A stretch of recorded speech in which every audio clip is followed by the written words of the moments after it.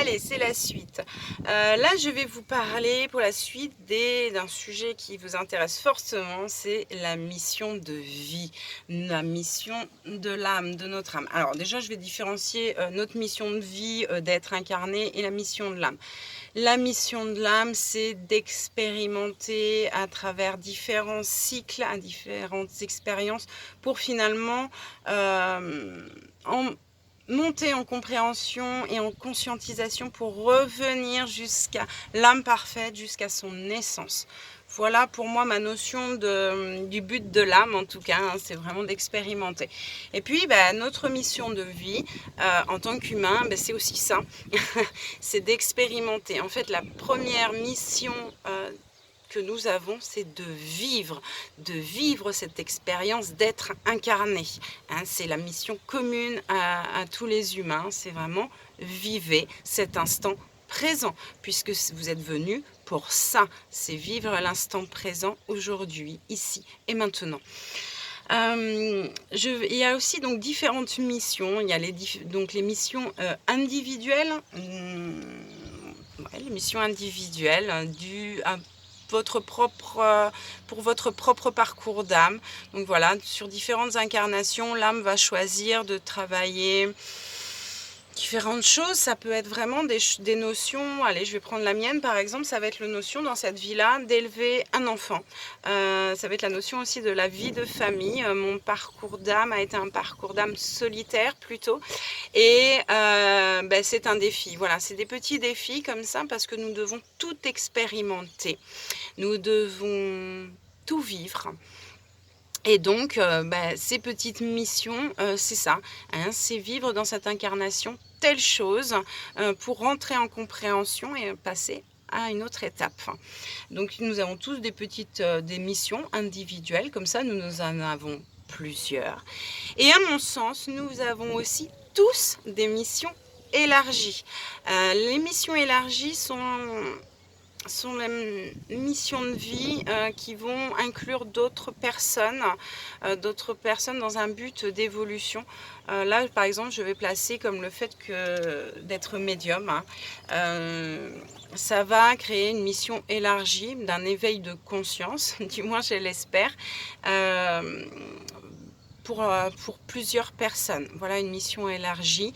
Il y en existe bien d'autres. Hein. L'artiste peut aussi avoir cette mission élargie en fait. Hein. Le fait d'être artiste, de diffuser, c'est une mission aussi élargie. Je pense que nous avons tous une mission élargie.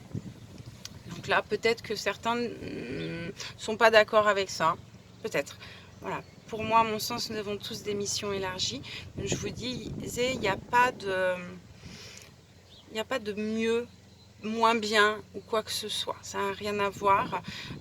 L'âme traverse différentes phases, va devoir connaître différentes choses, en fait, va devoir tout expérimenter.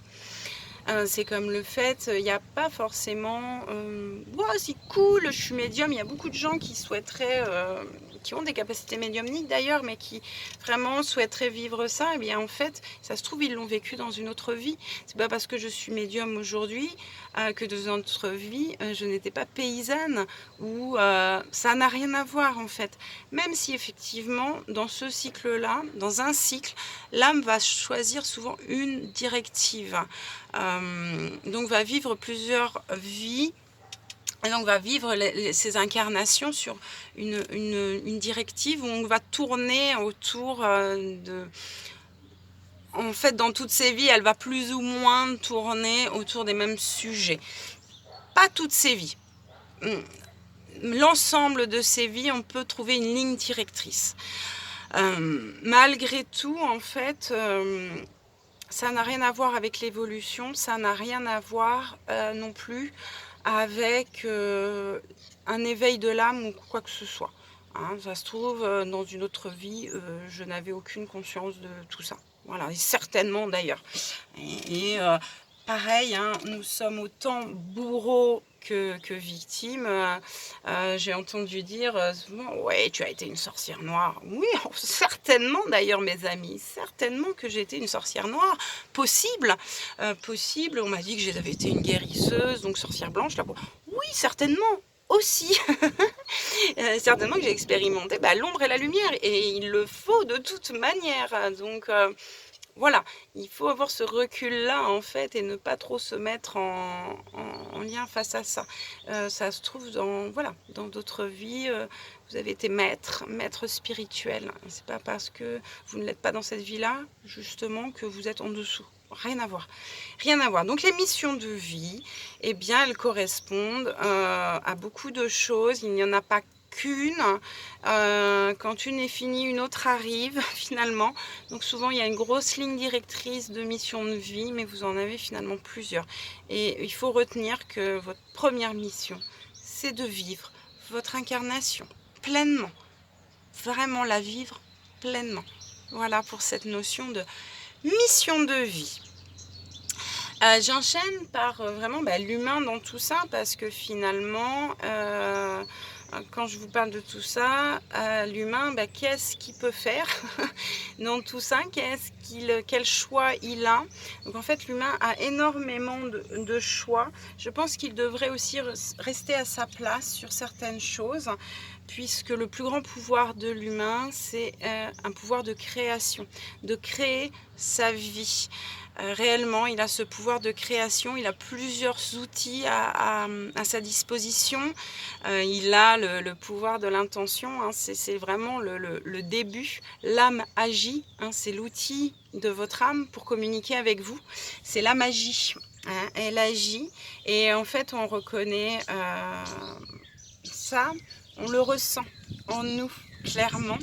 Hein, vous allez passer dans des états.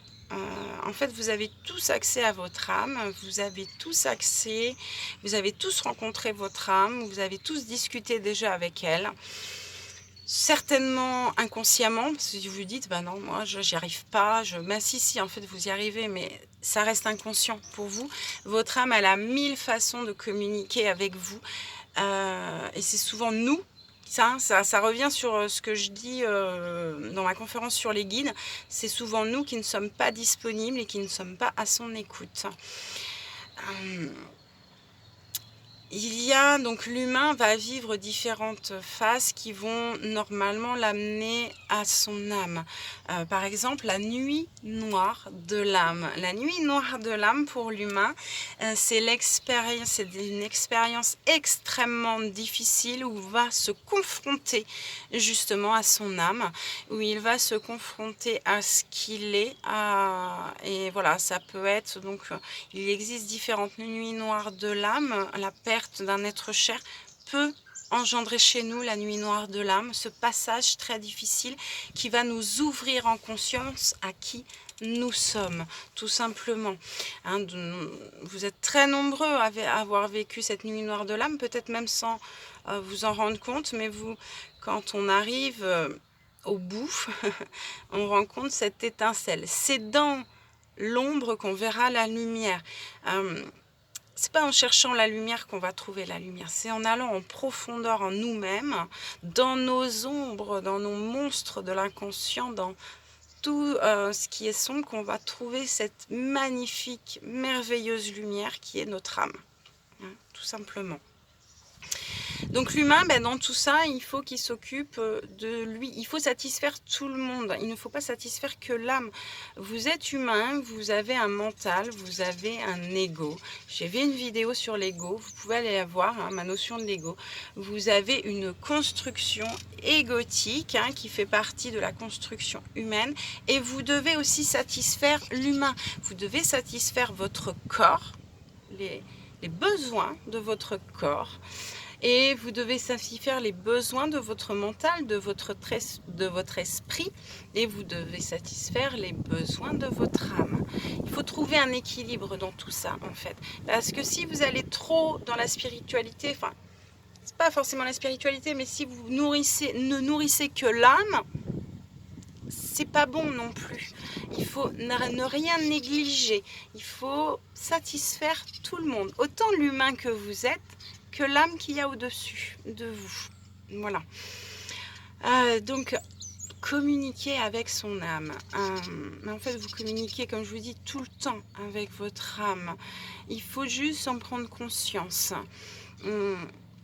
Ça se ressent quand vous êtes poussé. En fait, les grandes joies, les grandes décisions, les bonnes décisions, comme on dit, elles ne sont pas prises avec la tête, elles sont prises avec le cœur. Et c'est comme ça que l'âme s'exprime. Il y a des fois, on fait tout en déraison et on sait que c'est là qu'on doit aller. On sait qu'on va en passer par des choses difficiles parce qu'il y a des décisions difficiles à prendre. Notre monde va changer.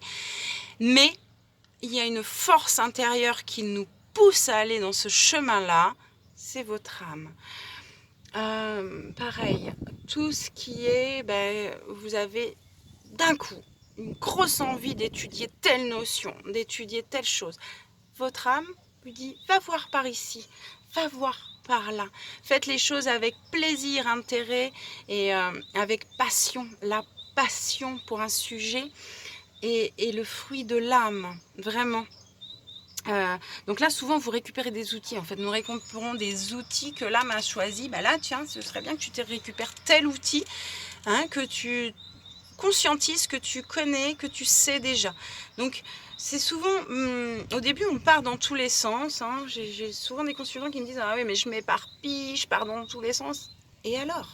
Et alors ? Vous êtes en récupération d'outils. Peu importe, aujourd'hui on ne vous demande pas de faire, on vous demande aujourd'hui, vous êtes en apprentissage, on vous demande d'aller là où votre cœur vous guide, tout simplement. On ne vous demande pas d'en faire quelque chose, vous récupérez des outils. Donc c'est très bien en fait, cette phase d'aller dans tous les sens n'est pas inquiétante. Vous vous connectez à votre âme et votre âme a un vécu tellement long, a tellement de connaissances en elle que c'est normal que vous partiez dans tous les sens. Il n'y a rien d'affolant, hein, c'est normal.